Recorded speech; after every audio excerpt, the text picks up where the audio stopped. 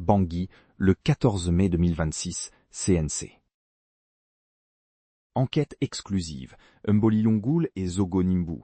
Comment ces deux notables du Haut-Mbomu ont été kidnappés par les mercenaires russes d'Africa Corps. L'enquête menée par la rédaction du CNC sur le terrain montre les circonstances réelles de l'enlèvement de Mbolilungoul et Antoine Zogo-Nimbu à Zemio, il y a près de 3 semaines par les criminels russes de Poutine et de Touadéra. Montrant une fois de plus au grand jour le cynisme des méthodes de la milice Africa Corps. La vérité est désormais connue sur les événements du 25 avril à Zemio. Antoine Zogo-Nimbu, conseiller municipal résident à Banangué, à plus de 60 km de la ville, n'était à Zemio que pour une mission humanitaire vitale.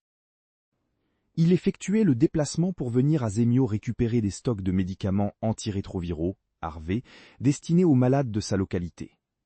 C'est au moment où il s'occupait de la santé de ses concitoyens que les mercenaires russes l'ont capturé, l'accusant sans aucune preuve de soutenir les milices azandées.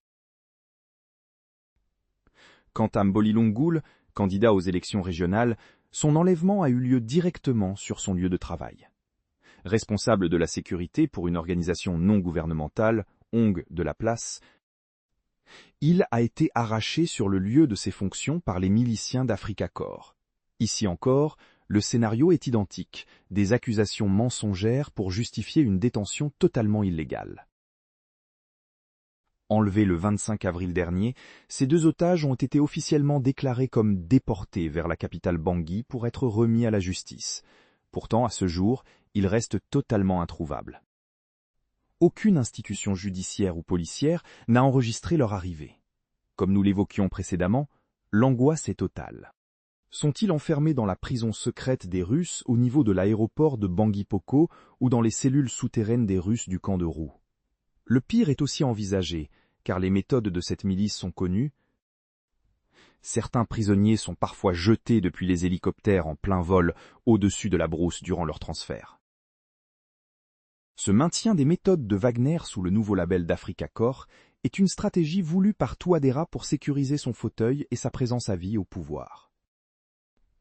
En changeant simplement de nom pour plaire à Poutine et procéder au paiement de 10 milliards de francs CFA par mois, le régime maintient un système de terreur où les disparitions forcées deviennent la règle.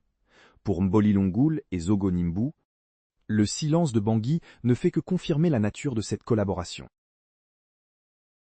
Par Eric Nzapa, contactez Corbeau News Centrafrique, tel WhatsApp +236 70 16 44 65.